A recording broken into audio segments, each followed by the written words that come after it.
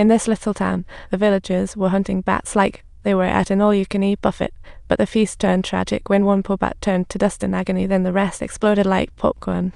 Seeing this, the two vampire brides hurried back to the castle, their faces showing expressions of agony like they were stuck watching a gory comedy. It seems the revival experiment turned out to be a total bust. Dracula thought Frankenstein and his mad scientist dad definitely had more flair, especially since he'd witnessed the moment they took an unscheduled day. Isn't there another option? Maybe a little more creativity could help.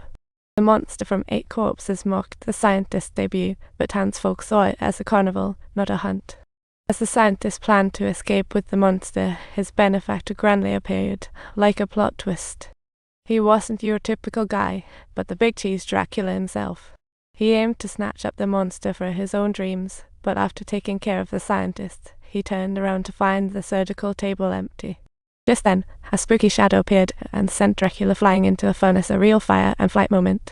When the creature woke up, he quickly grabbed his scientist dad and made a run for it, only for the villagers to swarm him like he was the latest pop sensation.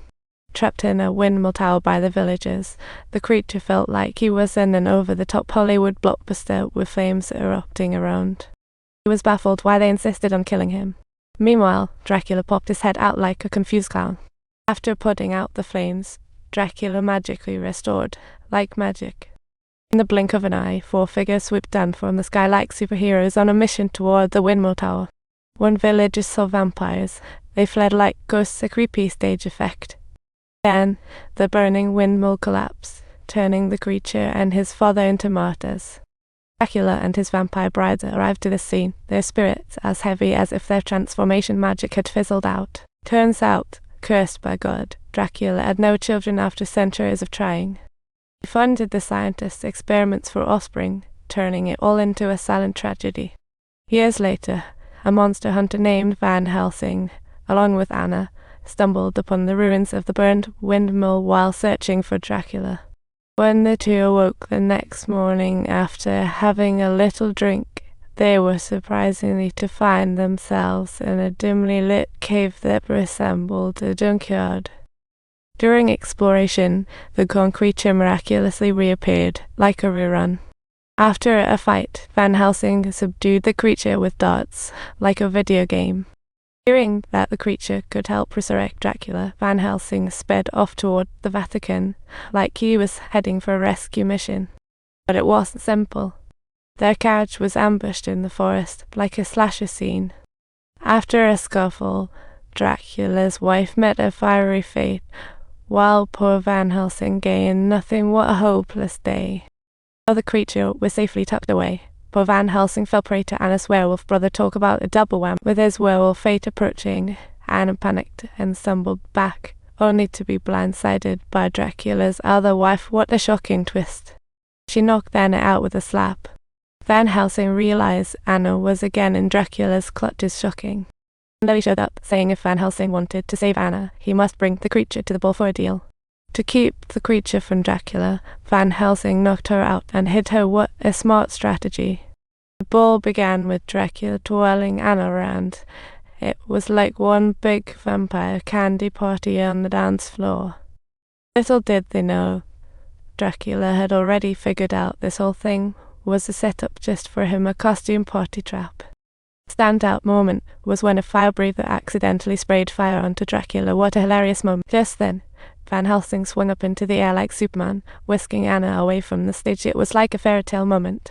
But lo and behold, Dracula didn't panic at all. Instead, he quietly located the creature and captured it.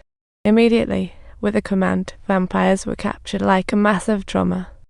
At this point, though Van Helsing couldn't save the creature, he had no choice but to retreat.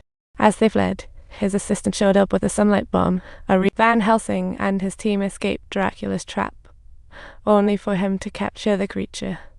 Now, Dracula can use Frankenstein's equipment to resurrect his offspring, the ultimate family reunion. The group desperately needed to locate Dracula's lair, and after a wild goose chase, they stumbled upon a mysterious mural, like treasure in an adventure tale.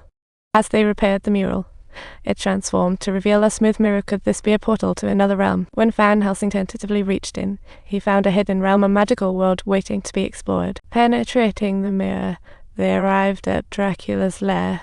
staring at a horde of bat eggs like a crazy scene from an animal sanctuary. Ironically, Dracula's unlucky sidekick appeared, and Van Helsing easily took him down a piece of cake. Anna and the assistant took the hapless sidekick to find an antidote, while Van Helsing bravely ventured forth to thwart Dracula's resurrection experiment, a real lone hero. As Anna approached the antidote room, the unfortunate sidekick suddenly kicked her down. It was a true plot twist. As Anna and her comrade planned for the antidote, Dracula's bride Lily attacked. What a devious twist. She knocked over the antidote tank, corrosive liquid splashing on Lily, cackling and fleeing. Anna felt a rush of exhilaration, but the thrill quickly turned into shock when Lily attacked her. What a harrowing moment. Ultimately, Anna cleverly countered Lily's nefarious actions, emerging victorious in this prank war. What a delightful turn of events.